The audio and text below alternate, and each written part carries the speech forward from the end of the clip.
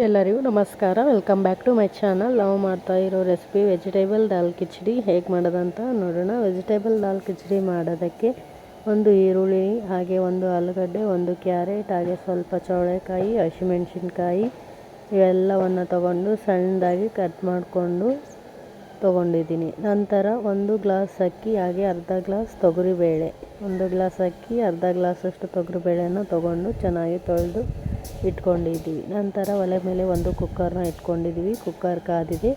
ಅದಕ್ಕೆ ಸ್ವಲ್ಪ ಜೀರಿಗೆನ ಹಾಕ್ಕೋಬೇಕು. ನಂತರ ಅದಕ್ಕೆ ಒಂದು ಈರುಳ್ಳಿಯನ್ನು ಹಾಕ್ಕೊಂಡು ಚೆನ್ನಾಗಿ ಫ್ರೈ ಮಾಡ್ಕೋಬೇಕು. ಈರುಳ್ಳಿ ಎಲ್ಲ ಚೆನ್ನಾಗಿ ಫ್ರೈ ಆದಮೇಲೆ ಇದಕ್ಕೆ ಒಂದು ಆಲೂಗಡ್ಡೆ ಹಾಕ್ಕೋಬೇಕು, ಹಾಗೆ ಒಂದು ಕ್ಯಾರೆಟ್, ಹಾಗೆ ಸ್ವಲ್ಪ ಹಸಿಮೆಣಸಿನ್ಕಾಯಿ, ಹಾಗೆ ಸ್ವಲ್ಪ ಚೌಳಿಕಾಯಿ, ಹಾಗೆ ಒಂದು ಟೊಮಾಟೊ ಹಣ್ಣು ಇದೆಲ್ಲವನ್ನು ಹಾಕ್ಕೊಂಡು ಚೆನ್ನಾಗಿ ಫ್ರೈ ಮಾಡ್ಕೋಬೇಕು. ಇದೆಲ್ಲ ಚೆನ್ನಾಗಿ ಫ್ರೈ ಆದಮೇಲೆ ಇದಕ್ಕೆ ಒಂದು ಸ್ವಲ್ಪ ಅರಿಶಿನ ಪೌಡರ್ ಹಾಕ್ಕೋಬೇಕು, ಹಾಗೆ ಒಂದು ಸ್ವಲ್ಪ ಉಪ್ಪು ಕೂಡ ಹಾಕ್ಕೊಂಡು ಚೆನ್ನಾಗಿ ಮಿಕ್ಸ್ ಮಾಡ್ಕೋಬೇಕು.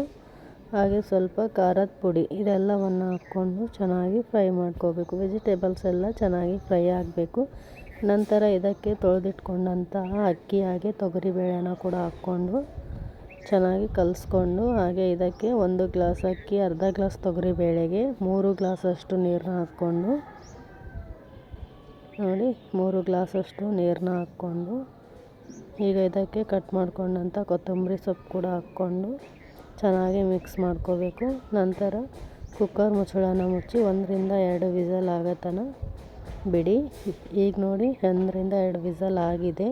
ಕುಕ್ಕರ್ ಮುಚ್ಚಳನ ತೆಗೆದು ನೋಡೋಣ ಹೇಗೆ ಬಂದಿದೆ.